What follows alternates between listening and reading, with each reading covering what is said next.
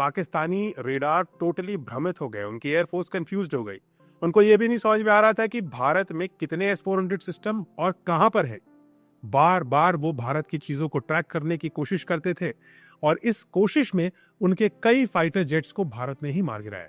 जब एक Pakistani intelligence operative यानी गुप्तचर हमारे बेस के पास घुसपैठ करते पकड़ा गया तो ग्रुप कैप्टन ने ही उसे धर दबोचा था। आपने वो विजुअल्स देखे थे।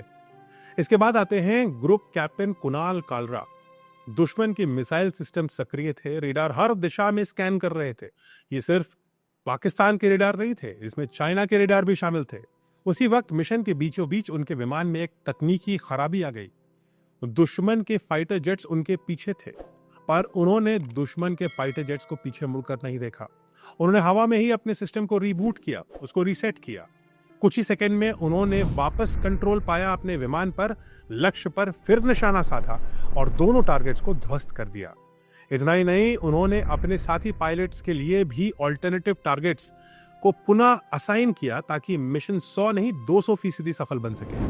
उस रात जब दुश्मन को लगा कि भारत का कोई विमान गिर जाएगा, तो भारत ने दिखाया कि हमारी उड़ान टेक्नोलॉजी से नहीं हौसले से भी चलती है। और इसीलिए अब बात करते हैं विंग कमांडर जॉय चंद्रा की। उनके सामने चुनौती दो तरफा थी। आसमान और जमीन दोनों तरफ से लगातार टारगेटिंग और फायरिंग हो रही थी। रेडार स्क्रीन पर पाकिस्तानी मिसाइल्स के ट्रेल्स चमक रहे थे जिनसे उन्हें बचना था, और नीचे दुश्मन की एंटी एयरक्राफ्ट गन और सरफेस टू एयर मिसाइल्स गरज रही थी। फिर भी विंग कमांडर जॉय चंद्रा ने अपनी मिशन की दिशा नहीं बदली।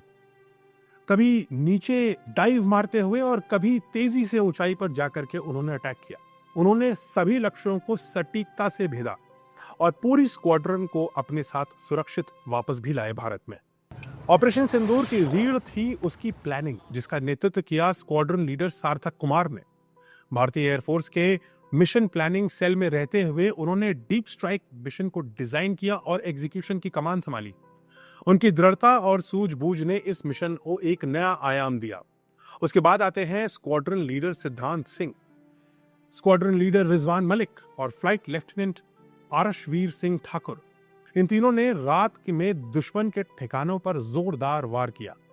भारी बारिश, मिसाइल ट्रैकिंग और रेडार जाल के बीच से होते हुए भारतीय पायलटों ने अपने लक्ष्य भेदे और सुरक्षित वापस लौटे।